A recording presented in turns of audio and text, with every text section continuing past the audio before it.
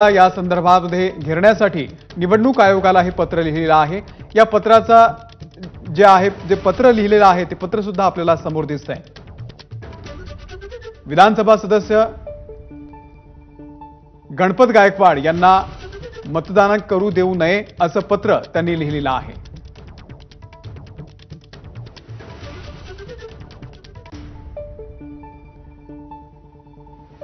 आता आणखी एक मोठी बातमी, गणपत गायकवाड यांना मतदानाला नेण्यासाठी पोलीस निघालेले आहेत। पोलीस ठाण्यामध्ये गायकवाड यांनी गोळीबार केलेला होता आणि आता मतदानाला नेण्यासाठी पोलीस सध्या निघालेले आहेत।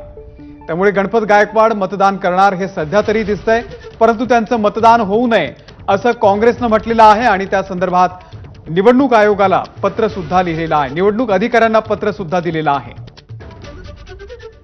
राजू सोनवणे या संदर्भातले अपडेट देतील। राजू, एकीकडे काँग्रेसनं मतदान करू देऊ नये असं अधिकाऱ्यांना पत्र लिहिलेलं आहे, दुसरीकडे पोलीस मात्र त्यांना मतदानासाठी घेऊन विधान भवनाकडे निघालेले आहेत असं कळतंय, काय माहिती आहे? अधिकार बजावता येणार नाही कारण ते जेलमध्ये आहे असं काँग्रेसने सांगत जे आहे ते ऑब्जेक्शन घेतलेलं आहे। मात्र दुसरीकडे गणपत गायकवाड जे आहे ते तळोजा जेलमधून आता पोलिसांनी त्यांना बाहेर काढलेलं आहे आणि काही वेळामध्ये ते विधान भवनामध्ये येऊन मतदान करणार आहे। त्यामुळे आपण पाहतोय की भाजपने सर्व पद्धतीने जे आहे ती ताकद लावलेली आहे। गणपत गायकवाड यांना मतदान करता यावा यासाठी कोर्टाची परवानगी घेतली असल्याचं सुद्धा माहिती समोर आलेली आहे। त्यामुळे कोर्टाच्या परवानगीनंतर गणपत गायकवाड जे आहे ते विधान भवनामध्ये येऊन मतदान करणार आहे।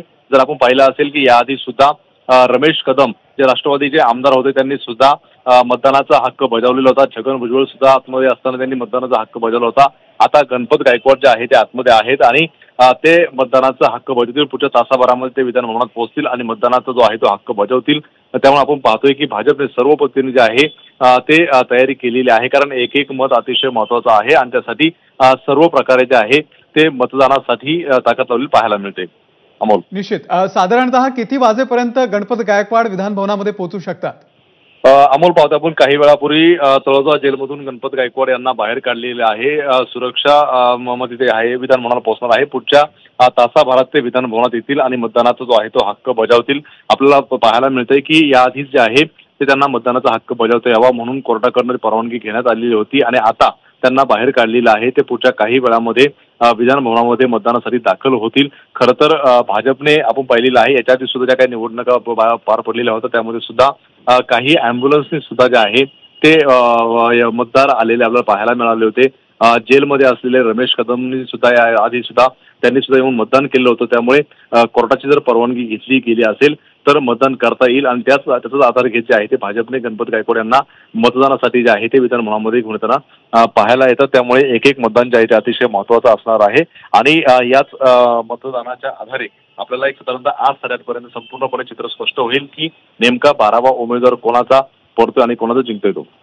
निश्चित विरोधक सुद्धा आता आक्रमक झालेले आहेत। जसं संजय राऊत यांनी सुद्धा आरोप केलेला आहे की भाजप सत्तेचा गैरवापर करताय। एकीकडे गेल्या निवडणुकीच्या वेळी अनिल देशमुख यांना मतदान करू दिलं नव्हतं, आता मात्र गणपत गायकवाड यांना घेऊन पोलीस निघालेले आहेत। हा भाजप सत्तेचा गैरवापर करताय असं सुद्धा विरोधकांचं म्हणणं आहे।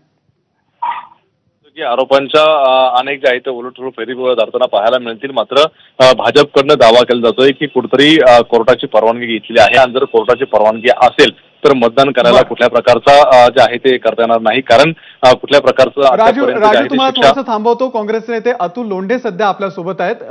अतुल लोंढेजी, गणपत गायकवाड हे मतदान करणार आहेत, अगदी अर्धा तास किंवा तासाभरामध्ये ते विधान भवनामध्ये येणार आहेत। काँग्रेसची नेमकी भूमिका काय? असं आहे की या संदर्भामध्ये आपण अनिल देशमुखांचं उदाहरण स्वतः दिलेलं आहे। अशा पद्धतीने त्यावेळेस अनिल देशमुख यांना